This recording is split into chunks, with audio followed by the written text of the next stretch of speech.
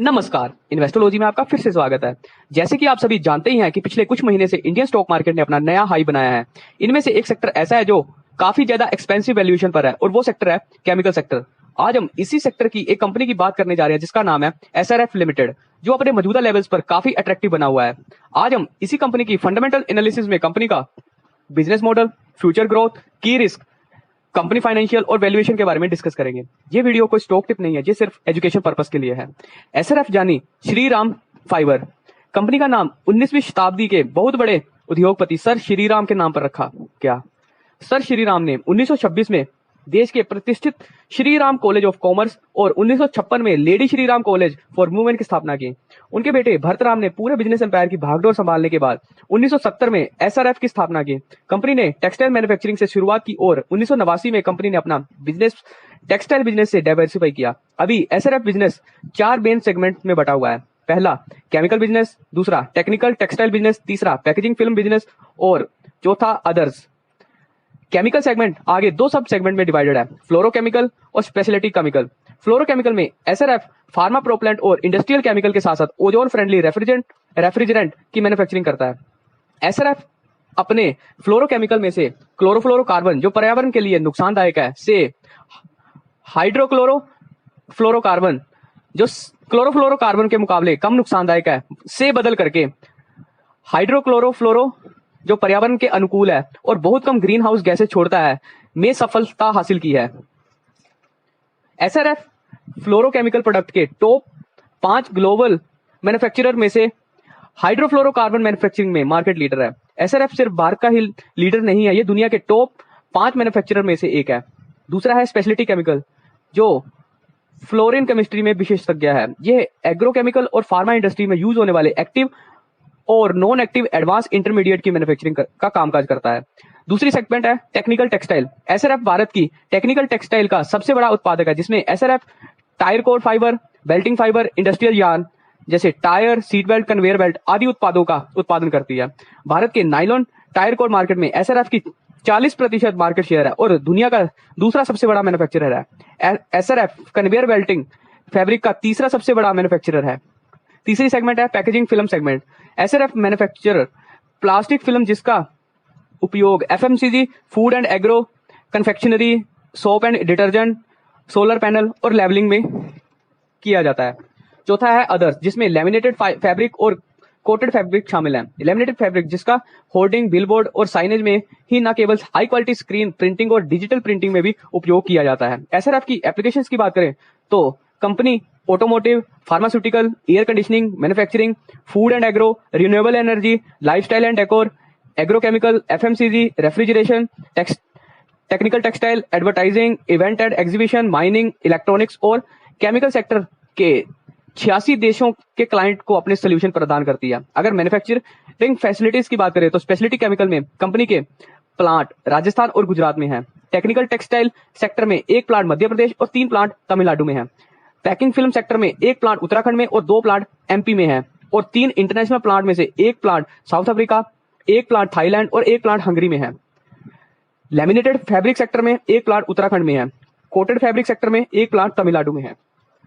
Future growth की बात करें तो कंपनी के स्पेशलिटी सेगमेंट बिजनेस का लंबी अवधि की ग्रोथ में संभावना है। ग्लोबल प्लेयर अपनी चाइना की निर्भरता को कम करके एक अल्टरनेटिव सप्लाई चेन बना रहे हैं, जिसमें इंडिया केमिकल मार्केट को का बहुत फायदा होने वाला है।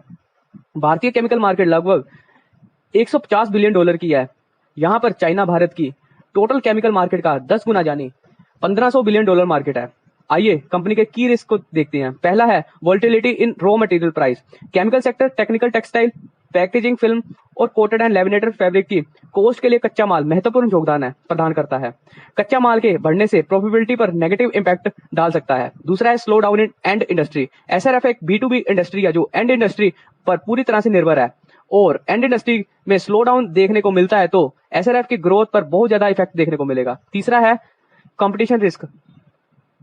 एसआरएफ इंडस्ट्री को लगातार डोमेस्टिक और इंटरनेशनल प्लेयर से कंपटीशन फेस करना पड़ रहा है। भारत में केमिकल सेक्टर में लिस्टेड कंपटीटर में नवीन फ्लोरिन, गुजरात फ्लोरोकेमिकल, गर्वरे, पॉलीप्लेक्स और जिंदल पॉली आदि शामिल है। कंपनी के प्रोडक्ट वाइज रेवेन्यू की बात करें तो केमिकल बिजनेस से 50.8% का रेवेन्यू आता है। पैकेजिंग फिल्म बिजनेस से 33.1% का रेवेन्यू, टेक्निकल टेक्सटाइल बिजनेस से 13.1% का, और अदर से 3% का रेवेन्यू आता है। फंडामेंटल्स की बात करें तो कंपनी का मार्केट कैप 70,852 करोड़ का है। प्रमोटर होल्डिंग की बात करें तो 50.30% की प्रमोटर होल्डिंग है। फेस वैल्यू कंपनी का 10 रुपए का है। बुक वैल्यू कंपनी की 353.97 की है। सेल्स ग्रोथ कंपनी का -10.66% का है। प्रॉफिट ग्रोथ भी -32.09% की है। पी रेशियो की बात करें तो 51.57 की पी रेशियो है। पीवी रेशियो की बात करें, प्राइस टू बुक वैल्यू की 6.75 की price to book value ratio है। रिटर्न ऑन इक्विटी की बात करें 13.93% का रिटर्न ऑन इक्विटी है। रिटर्न ऑन कैपिटल एम्प्लॉयड की बात करें 14.79% की रिटर्न ऑन कैपिटल एम्प्लॉयड है। डेप्ट कंपनी के पास 3611 करोड़ का है। कैश इक्विवेलेंट की बात करें तो कंपनी के पास 369.98 करोड़ का कैश इक्विवेलेंट है। कंपनी के रेवेन्यू की बात करें तो 2000 फाइनेंशियल ईयर 2022 में कंपनी का रेवेन्यू 12,434 करोड़ का था, जो बढ़ के 2023 में 14,870 करोड़ का हो गया। वहीं 2024 में ये रेवेन्यू घट के 13,139 करोड़ का हो गया।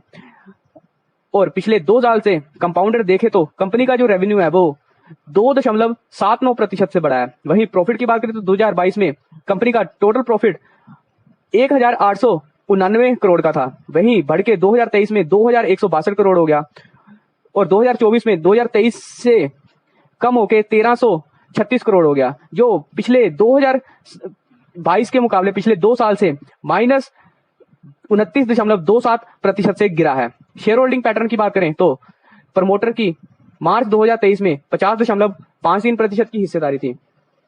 एफआईआईज के पास 18.52 की, डीआईआईज के पास 14.92% की हिस्सेदारी थी। वहीं पब्लिक के पास 16.03 की हिस्सेदारी थी।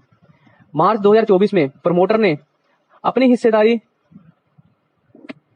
50.30% की हिस्सेदारी थी, जो थोड़ी सी प्रमोटर ने अपनी हिस्सेदारी कम की है। वही एफआईआईज ने अपनी हिस्सेदारी मार्च 2024 में बढ़ाई है, 18 से 19.09% की है। डीआईआईज ने 15.98 पर हिस्सेदारी रखी है। वही पब्लिक की हिस्सेदारी 2% से गिर के 14.63% की हो गई है।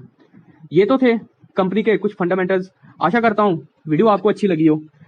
वीडियो अगर अच्छी लगी हो, आगे आप किस कंपनी पे वीडियो देखना चाहते हो हमें कमेंट्स में बता सकते हो। बाकी वीडियो को अपने दोस्त के साथ शेयर करना, वीडियो को लाइक करना, चैनल को सब्सक्राइब करना। धन्यवाद।